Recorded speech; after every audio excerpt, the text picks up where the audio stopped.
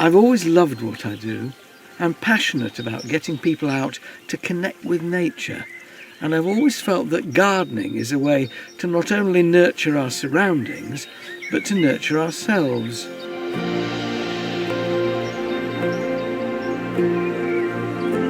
Gardens are a natural tonic, which is something the charity Horatio's Garden understands all too well. Over the last decade, they've created specially designed accessible gardens at NHS Spinal injury centres across the UK. Gardens which have helped thousands of people with their mental and physical rehabilitation after experiencing life-changing injuries. Craig is 21 and was left paralysed after a car accident. My car flipped onto its roof and broke my neck.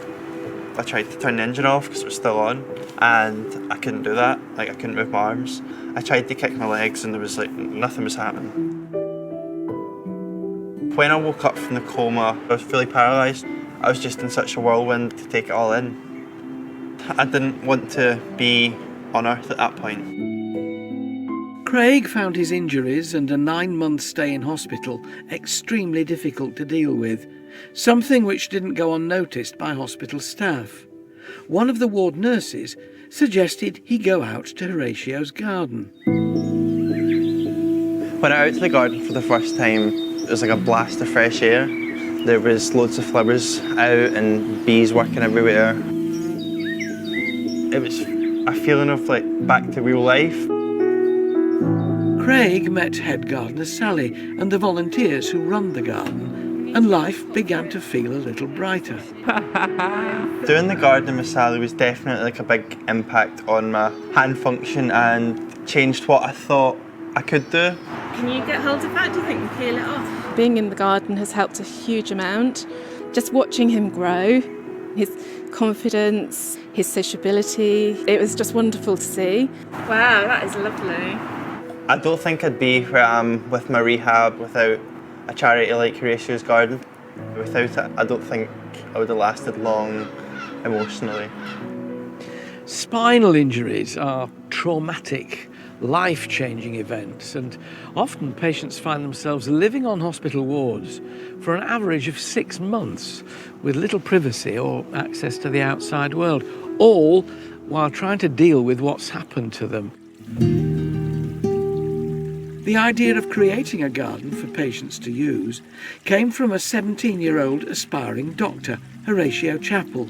He saw firsthand how difficult it was for patients in these situations.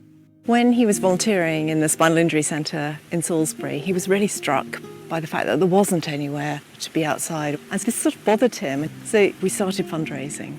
But in the summer of 2011, he went on a trip to Svalbard, and tragically, his camp was attacked by a polar bear and Horatio was killed. Through the pain of losing Horatio, we knew it was going to be so important to hold on to his brilliant ideas. And so we founded Horatio's Garden Charity. Without Horatio's Gardens, NHS Spinal centres would have limited outdoor space, and any space that may be available would often be inaccessible to those in wheelchairs or hospital beds, making long stays even more difficult.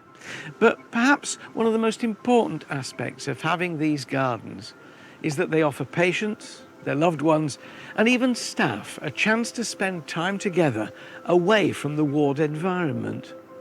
I'd not been outside for such a long length of time, and the sun was just peeking through, and it touched some green leaves in front of me, and it was just the most amazing feeling. Green leaves and sunshine. It was really lovely. Yeah. Pip is 52 and was injured in 2020 when a serious horse riding accident left her with a broken neck. One of the girls from the yard came over to me and she helped me, and I asked her not to leave me because I knew that I couldn't move. And then the next thing I remember was waking up after the surgery with a big tube down my throat. I found it difficult to be in hospital. After recuperating in 2 different hospitals for many months with limited outdoor access, Pip was eventually moved to the Midlands Centre for Spinal Injuries in Shropshire, a centre where the charity has created one of their beautiful sanctuaries. The garden itself really made a difference to me because it enabled me to focus on my rehabilitation, not only physically, but also psychologically and emotionally. And after 6 months with little contact, the garden was even more important as a place where Pip could spend some much-needed time with her husband Tony. We'd realised that we were really heartbroken about not being able to spend time together. I don't think we truly realised it until then. The healing power of nature really can't be underestimated. This is why the work of Horatio's Garden, supported by wonderful volunteers, is so important. The charity offers garden and art therapy sessions, which are designed to improve patients' fine motor skills and aid rehabilitation, while complementing the clinical treatments they receive. And what's more, these therapies serve to enrich patients' lives.